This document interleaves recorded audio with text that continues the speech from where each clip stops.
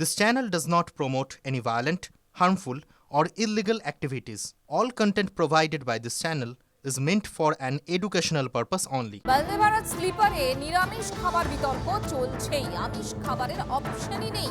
মাছ মাংস প্রিয় বাঙালি যাত্রীদের পাতে কেন শুধুমাত্র নিরামিষ খাবার প্রশ্ন তুলছে যাত্রীদের একাংশ। সরব রাজ্যের শাসক দলও বিজেপির দিকে আঙুল তুলছে তৃণমূল। অন্যদিকে নিরামিষ খাবারে অসুবিধে নেই বলে মত বন্দে ভারত যাত্রীদের একাংশে।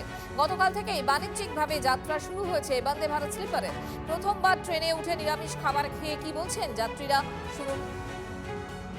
ওটা আমার মনে হয় না ওটা একটা পার্ট অফ জার্নি, তো মিল ইজ নট ইম্পর্টেন্ট, বাট ঠিক আছে, মানে মানিয়ে নেওয়া যাবে। যদি ভেজও ভালো হয় তা ঠিক আছে, ভেজ যদি ভালো হয় তা ঠিক আছে।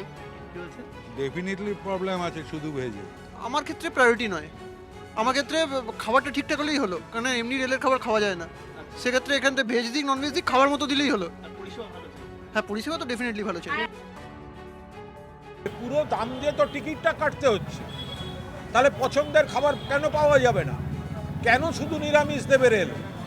দিতে তো হবে আমিষও। এবার কেউ যদি মনে করেন কেউ নিরামিষাশী হতে পারেন, আবার অনেকে আমিষ খান নির্দিষ্ট কোনো দিনে বারে, অনেকে আবার নিরামিষ খান। তো যাদের মনে হবে নিরামিষ খাবার তারা খাবেন, আর বাকিরা আমিষ খাবেন। কিন্তু এই জোর করে নিরামিষ চাপিয়ে দেয়া, এটা কিন্তু একেবারে বঙ্গ সংস্কৃতির উপর, বাঙালির খাদ্যাভ্যাসের উপর আঘাত করছে ভারতীয় জনতা পার্টি। তীব্র নিন্দা, বিরোধিতা করা হচ্ছে। অবিলম্বে আমিষ ফেরাতে হবে।